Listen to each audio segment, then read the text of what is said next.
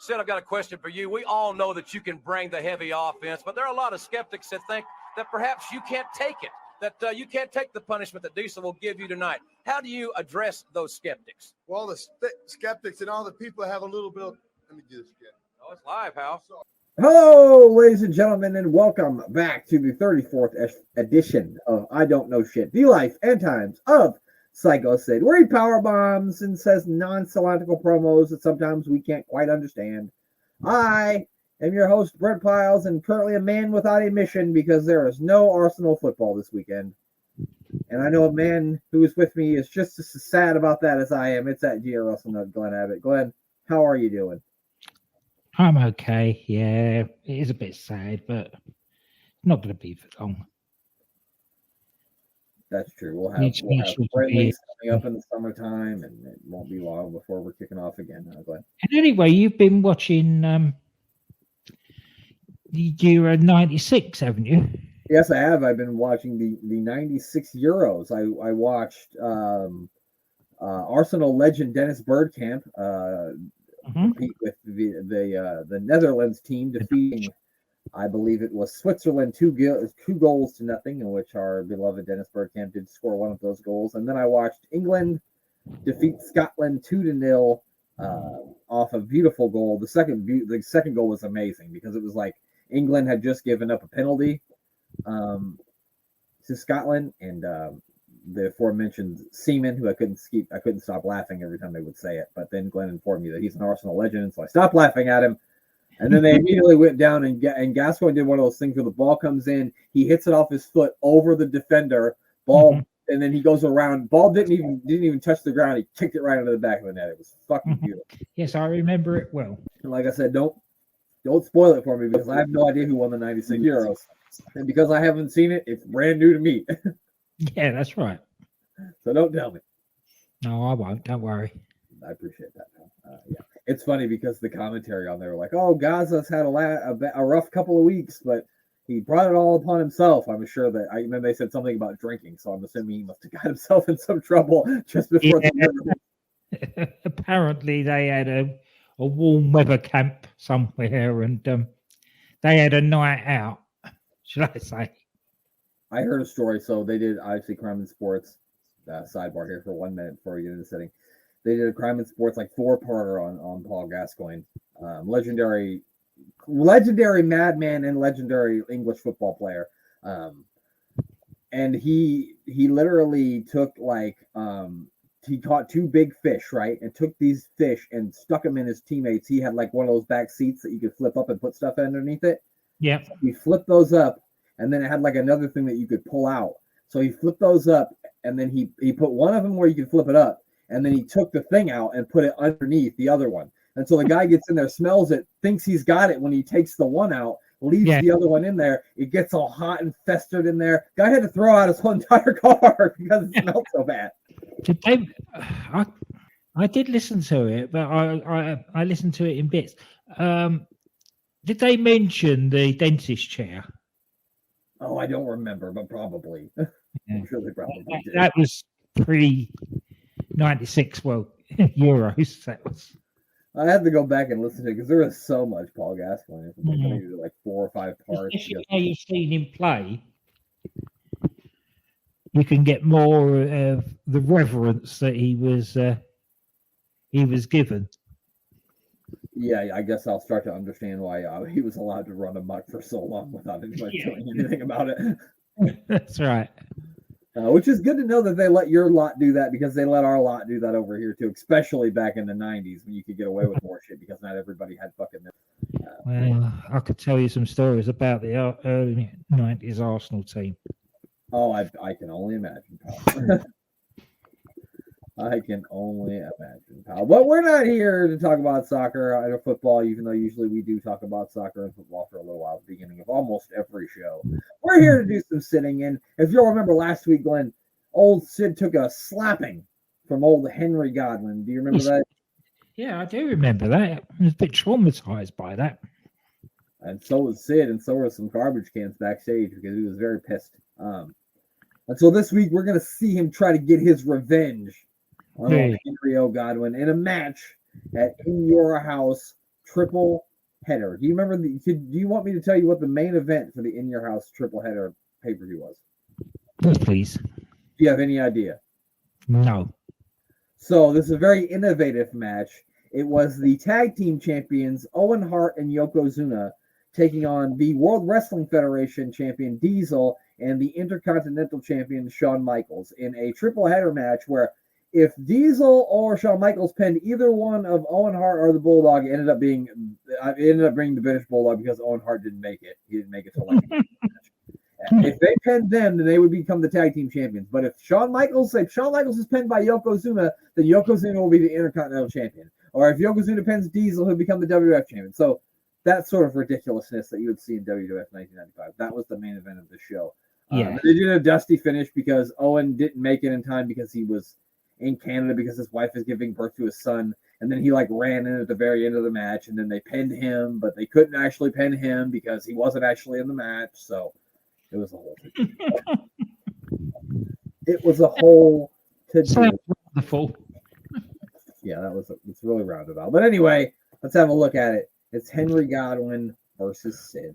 Here he comes. Here comes the man. I got this match off of YouTube. It was clearly someone who just videotaped it off their TV screen, and so it's gonna look like that. Here he comes. Here comes Sid. I was so confused. On these entrances, Sid never actually looks like he needs $1 million man's money. No, because he looks like $1 million.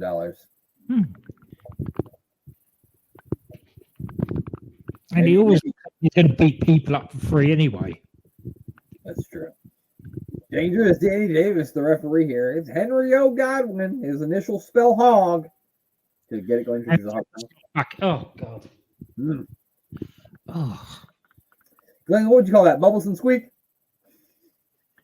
No shit. Probably what it smells like. All right, well, I mean, this is two meaty men slapping meat here. Certainly is. We got a hoss of a man in Mark Canterbury, a.k.a. Henry Godwinn, a.k.a. Was he Shanghai Pierce or Tex Schlesinger? I can't remember. Tex Schlesinger, I think. Yeah, he was the one that wore the mask. And then, Shanghai Pierce was... Shanghai Pierce sounds like a Asian action star, doesn't it? It certainly does, yeah. This summer, starring Shanghai Pierce. Oh God, big clothesline there by Hank. I love the way Sid sold that. He fucking just died. That was good. What kind of overalls do you think he's got on? Oshkosh Bagosh? I don't know. I don't know what overalls. Clint, what kind of what you're talking about, man? Farmers are big in England, so they've got to have lots of overalls in England. Got to be. No, they don't tend to. They wear overalls? Overalls aren't big over here. Interesting. What about overballs? Yeah, they'd wear jeans overalls. There we go, pal. Oh, laying the boots in here, Teddy Bears. I'm sorry, we're losing track of things here, like we normally don't do that on the show, but he's really working on the lower back of Henry Godwinn and sent him crashing to the outside of the ring. You normally don't get a chance. These matches are never normally this long. Yeah, and we got two matches this week, and both of them are over 7 minutes. So we got a couple of longer matches this week, which isn't a bad thing. You know, we don't always need to see him beat someone up in 30 seconds. Speak for yourself. Oh, I'm sorry, Glenn. I was upset that I scoured through Raws and Superstars episodes before this, and I couldn't find any promos going back and forth between the two, which made me a little bit upset because I want the promos, God. It just seems a bit strange when they got this feud going on, that you're not getting any promos from them. Yeah, so what we saw of him slapping Sid was literally just the week before this on Superstars. So they didn't really have a lot of time to, I guess, build the feud. Mm-hmm.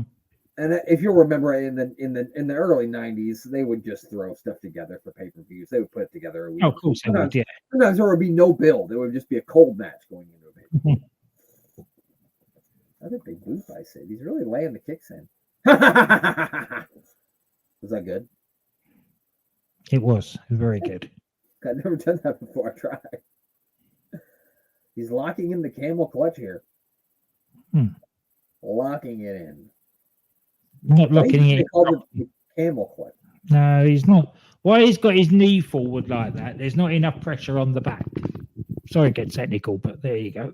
That is true. He's got to wrench it in a little bit more. He's got to get get him off his knees and onto his knees, but more like a. You know what I mean when I do this with my hand. Yeah, I do. Oh, he missed. And anybody that's just listening to this, as we always say with these Sid shows, is watch them on YouTube. Yeah, don't just listen. Watch along if you can, if that is possible. If you have Spotify, you can watch it right there on your Spotify app too. They're also video versions are also always available on Spotify. So definitely watch these along with us. You'll enjoy it more. I try to put them on YouTube for everybody to watch along with us when copyright allows. Yeah. And plus you'll know more about the nonsense we're talking about. That's right. Oh, he got the slap jaw. Oh, I don't really think that at this point in his life, Ted DiBiase has the upper body strength to pull old big Henry Godwinn off of him. No. And the referee's got to But this was sort of like the era, Glenn, where they didn't disqualify for shit like that. The referees got pulled out all the time, and they just kept the match going. Yeah. And yet they disqualify for stupid things. Yeah, it was like it's always been like this, and it's very arbitrary of what they're going to DQ about, depending on what they want to do. Oh, a big trip there by Ted DiBiase, and a big leg drop by Sid. He's not gonna be able to powerbomb the Hogman. You think, Glenn? I wouldn't bet against it. I mean, I wouldn't bet against it either, but you know what? I think he's gonna. You know what? Canterbury is a solid horse. I'm sure it can go up for him. Here we go. We're gonna find out the answer to that question right here, right now. And yes, the Hogman has been powerbombed. And a 1, 2, and a 3, and the Hogman bites the dust. And the Hogman got slapped. It's rough for the Hogman when he gets slapped. No, now he's rolling him out of the ring like a pig. Yeah, I love that. Let's watch that roll out one more time, because that was probably one of my favorite parts of the match. Bye, Stinky. Get out of here. Truffling him out the room. And then he rolls out of either way. I like that. Oh, they got the bucket. What are we gonna do with the bucket now? Oh, they're arguing over who's gonna slap Henry. Mm-hmm. Why don't you guys just do it together? You can pour it on it together. Ted's gonna get this, isn't he? I don't know, maybe. Oh, here comes Bam Bam. Bam Bam Bigelow's here to save the day. Oh, here comes Kama. Anybody else out the back? Some skullduggery is afoot. They're holding. Uh-oh, I see a Hogman sneaking around the back here. Mm-hmm. And they're wearing old Bam Bam out. Oh, there's the Hogman. Yeah, I'd turn around if I was you, Teddy. I'm not holding him while you slap him. That's a stupid idea. Knew it. The bucket right on top of the head, too. That's amazing. Oh, how bad that has to smell. Oh, dear. Making me the feel. Good news is that Ted probably had some respect in the back, so they didn't fucking gimmick up that thing. You know what I mean? No, that's right. They didn't do what they did to Sunny when she got slapped. That's going to be corn flour and water, basically. Yeah, but it still can't be very pleasant. So there we go. Sid wins, but Ted DiBiase gets slapped. Nice. And this had been a running thing. This isn't the Adventures of Hogman, unfortunately. Maybe we'll do that show down the line. But for weeks, Henry Godwinn had been slopping Ted DiBiase because I went and tried to find promos, and it was literally like every week for a month. Ted DiBiase would try to slap Godwinn, and it would end up turning on him. All right. Yeah. And so we'll continue with this. We saw Kama out there with Sid, and now Kama and Sid are going to tag team here to take on the Hogman and Bam Bam Bigelow on an episode of WWF Superstar. So here we go, Glenn. It's another tag team match. At least this is a logical one after what we've just seen. Yeah, it builds to it makes a lot of sense. Absolutely. Got the slot bucket again. I mean, I wouldn't bet against Ted DiBiase wearing that slot bucket one more time. No. again, we got another. I mean, these are two big guys who can work. So I mean, this should be a pretty decent match. I think. It should be, yeah. I mean, you got 4 guys in this match that are good workers. I mean, I think I've sung the praises of Bam Bam Bigelow every week that he's on here, but one of the best. Here we go. Oh, look at the quickness by the Hog. You think if this had been the Godfather rather than Karma, that the hog farmer would have actually accepted his offer? He probably would have took the hose and went home. Yeah, probably. Yeah. Absolutely, he would have. Unless he did something weird. He's like, no, man, I just like the hogs. Yeah, that's true. No, they would do weird shit like that in wrestling. A Supreme Fighting Machine is working Mark Canterbury over. I want to say that they had a star-studded tag team battle royal. Sid went back to the USWA in a star-studded tag team battle royal in the USWA that I searched far and wide on the internet for, Glenn. I couldn't find it, but I really wish I could have because it was something else. I wish we could have watched it. He teamed with Brian Christopher in that match. Oh dear. It was won by our old friends, the Public Enemy. Not Public Enemy, PG-13. PG-13. Oh God. Speaking of, oh God, Sid just went for a fucking a sunset flip. Did you see that? I did. Let's rewind that again. I thought he was going for a power bomb, but no, he went for a sunset flip. Holy cow! Of all the things I thought could have happened here, Glenn, I did not see a sunset flip coming. Did you? No. And got sat on by a hog farmer. Lovely. He got his overballs right to his face. Oh, that was a nice little counter by Sid after he was getting punched back and forth to kick him right in his overballs. You know what I mean? He didn't really kick him. He doesn't look happy, does he, old Sid? No, I mean, he's got to wrestle a hog farmer. Would you be happy? Probably doesn't smell good. Well, we got some double team action from Bam Bam. A hog farmer that's probably a bit stiff as well. All right, Glenn, I got a joke for you. A hog farmer, a guy on fire, a Supreme Fighting Machine, and a Sycho guy walk into a bar. Mm-hmm. That's it. I don't have any more. Okay. That's the only part of the joke I wrote. That's it. Oh, he missed it. The guy on fire looks over the Supreme Fighting Machine and said, "Did you knock out my tooth?" That was it. That's a joke. What's he gonna do out here? Oh, he's got that slot bucket. He's slinging it around. Ooh, working him over on the outside. Gold dust must have been out here because I definitely saw some gold flakes on the ground out there. Here we go. Bam Bam getting worked over in the corner by. You know what? This could have been a hell of a tag team if they would have ran with it. Kama and Sid. Did you freeze? Are you there, Glenn? I'm there. Sorry. Okay. I was fascinated by those punches. They look good. They're very supreme because he's the Supreme Fighting Machine. Yeah.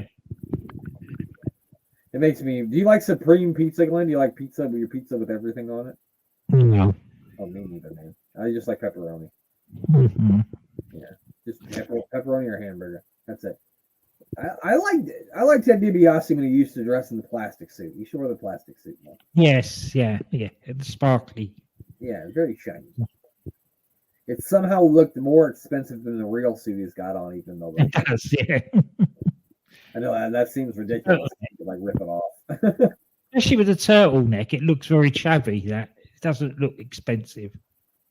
Yeah, I mean, I guess he is the $1 million man, so if he wants to wear a turtleneck, he can do whatever he wants. I'm not gonna question him. What do I know? I'm just a pitcher.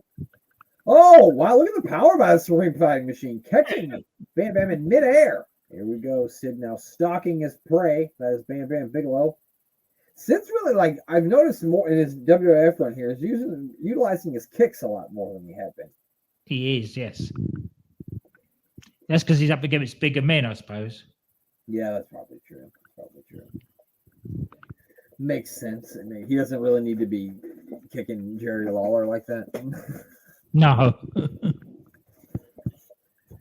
Oh, Bam Bam thought he was going to get a tag, but he was wrong because he got kicked in the back of the head.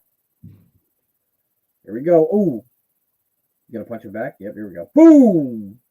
Okay, then you yay and I'll boo.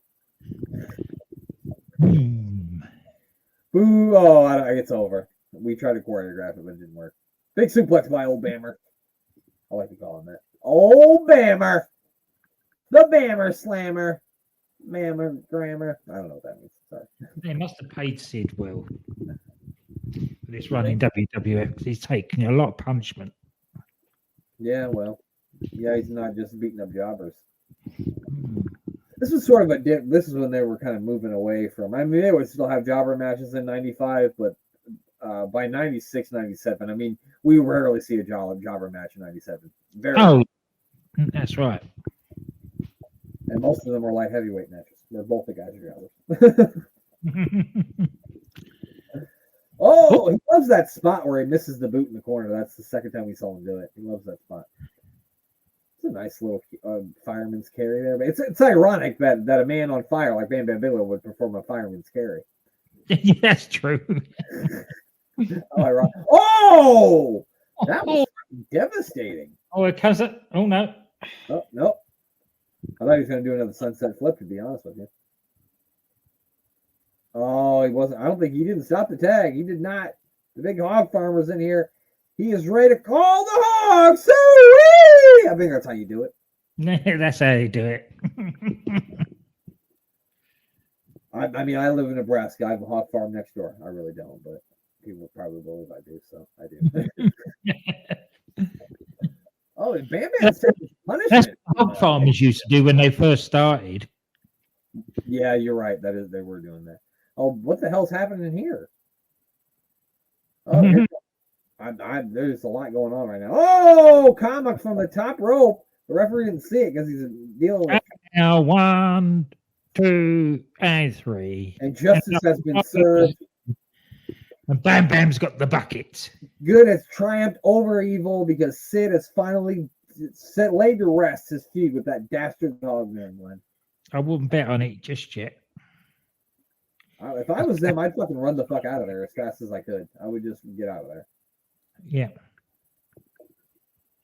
See, Bam Bam gave it back to him. He said, "You know what? That's your bucket. I'll let you do with it what you will." He wouldn't even know what to do with a fucking bucket like that in Jersey. No. Jersey. Well, there you have it. That is the 34th edition. I think it might be 35. We'll check it out when we put it out. I might be wrong. I might not be wrong. Let's find out together. Episode of I Don't Know Shit, The Life and Times of Sycho Sid. I don't think I'm going to plug. I don't think I got anything else to say or to plug or to talk about. So Glenn's going to tell you goodbye. Goodbye. Well, all the skeptics and all the people have a little bit of. Let me do this again. Oh, it's live, Hal. And I have half the brain that you do. Try